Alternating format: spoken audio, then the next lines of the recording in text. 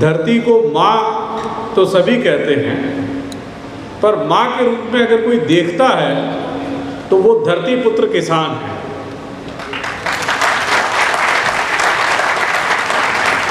माँ का जितना जतन आप लोग करते हैं वो कोई नहीं कर सकता। कितनी जतन करते हैं, उसको उपजाऊ भूमि में परिवर्तित करते हैं और फिर वही धरती आपको सोना देती है।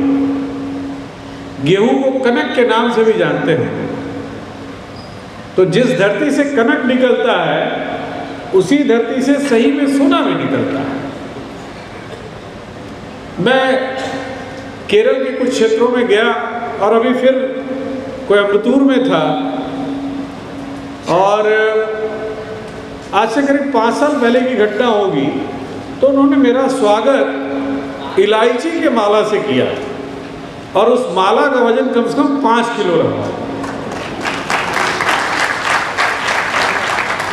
तो मैंने कहा इस माला को क्या करूँगा? उन्होंने कहा लेके जाना पड़ेगा।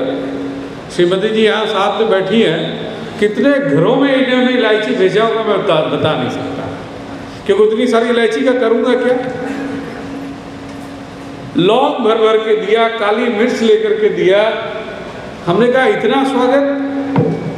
एक घटना और मैं आपको बताऊंगा।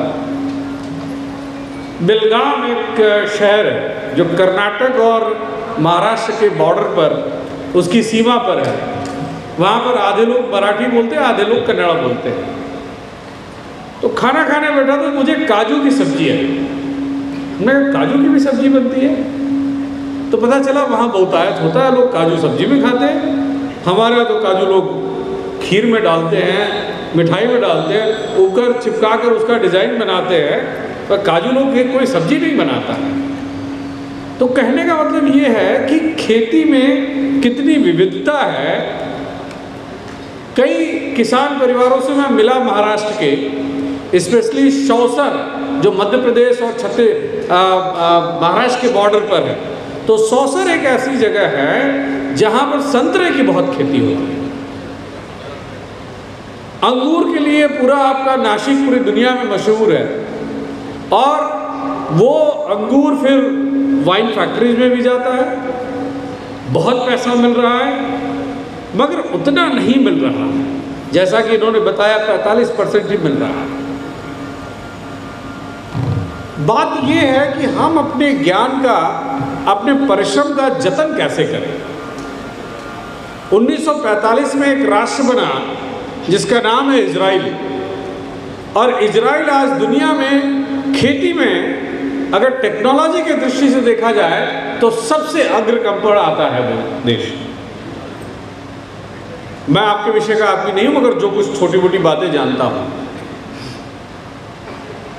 बंजर भूमि थी, मरुस्थल थी, मरुभूमि थी, और उस मरुभूमि को आज उन्होंने इस हद तक पहुंचा दिया है कि हमारे देश के जितने प्रगतिशील किसान हैं वो जरूर से चाहते कि एक बार हम इजराइल जाकर के आए। मैं सौराष्ट्र से आ रहा हूँ, वहाँ की भूमि पथरीली है, और चैम्बर ऑफ कॉमर्स के प्रेसिडेंट हमारे मित्र हैं श्री वेलजी भाई पोपट भाई वैष्णव। उन्होंने मुझे कई बार कहा कि आलोक जी हमें इजराइल जाना है।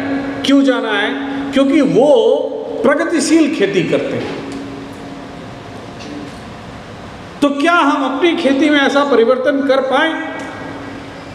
हमारी मिसेस कई बार यहाँ का पानी देख करके आह्लादित हो जाती है कि अरे छत्तीसगढ़ में इतना पानी है, हमारे सौराष्ट्र में इतना पानी नहीं होता है। खेड़ा डिस्ट्रिक्ट है गुजरात में एक जगह जहाँ का किसान सबसे अमीर देश में होगा, मैं समझता हूँ। क्यों? क्योंकि वो तंबाकू का खेती करता है, और आपको पता है कि तंबाकू का कितना पैसा मिलता है। तो बात ये है, एक मलेशिया का मैं एक छोटा सा उदाहरण दे दूँ। मलेशिया बहुत सारे लोग घूमने जाते हैं। जेंटिंग आइलैंड का नाम सुना होगा, काफ़ी लोग गए होंगे आप में से, मैं तो नहीं गया हूँ। आपकी जानकारी में एक बात लाना जरूर समझता हूँ कि पूरी मलेशिया की इकॉनमी को तब्दील करने का सबसे बड़ा अगर श्रेय जाता है तो केला की खेती को जाता है। केला उगा करके उन्होंने ऑस्ट्रेलिया भेजा, जापान भेजा और बहुत पैसा कमाया। मैं बढ़िया आदमी हूँ, कॉमर्स का विद्यार्थी हूँ, फाइनेंस का विद्यार्थी हूँ, तो हर जगह ये देखता हूँ कि हमारे लोगों को आर्थिक रूप से लाभ कैसे हो। आपने 2 दिन का ये संगोष्ठी किया, बहुत बड़ी बात है। तिवारी जी का मैं दिल से आभारी हूँ कि उन्होंने इस कार्यक्रम में बुलाया, हमारे किसान भाइयों से मिलने का मौका मिला। मगर क्या हम अपनी खेती को लेकर के कुछ इस तरह का प्रयोग कर रहे हैं कि जिससे हमारी आमदनी कई गुना बढ़ जाए? माननीय प्रधानमंत्री मोदी जी ये कहते हैं कि किसान की आमदनी 2 गुना बढ़ानी है। मेरा मानना है कि अगर सही रूप में प्रयास किया जाए तो ये 2 गुना से ज़्यादा भी बढ़ सकती है, कई गुना बढ़ सकती है। मगर उसके लिए सही सोच की आवश्यकता है, सही रूप में प्रयास करने की आवश्यकता है। और इन संगोष्ठियों में जो विचार विमर्श हुआ है, जिनको पहला, दूसरा, तीसरा इनाम मिला है, और उनके जो वास्तव में निष्कर्ष है, उनको जमीन तक पहुंचाने की जरूरत है।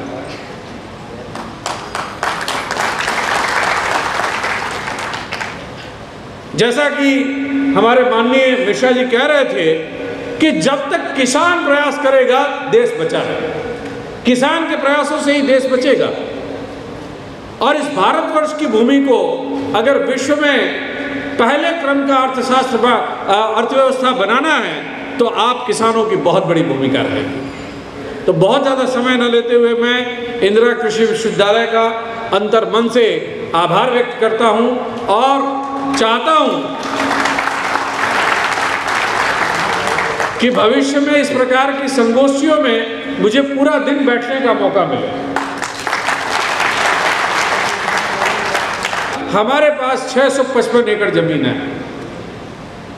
शायद छत्तीसगढ़ में और नॉन कृषि एग्रीकल्चर यूनिवर्सिटी के पास किसी के पास इतनी जमीन नहीं होगी। तो हमारे विश्वविद्यालय में भी आप अपनी कला और कौशल का कुछ उपयोग करें, हमारी ज़मीनों को उपजाऊ बनाएं, उर्वर बनाएं, वहाँ अच्छे पेड़ लगाएं, फल फूल लगाएं, हॉर्टिकल्चर का काम करें, मसाले की खेती करें, आप अच्छी से अच्छी चीज़ें लगाएं, जिससे हमारा विश्वविद्यालय भी आपके लिए एक आनुषंगिक कैंपस के रूप में काम कर सके। इसके साथ मैं आप सभी लोगों को बहुत सारा धन्यवाद और साधुवाद देता हूँ।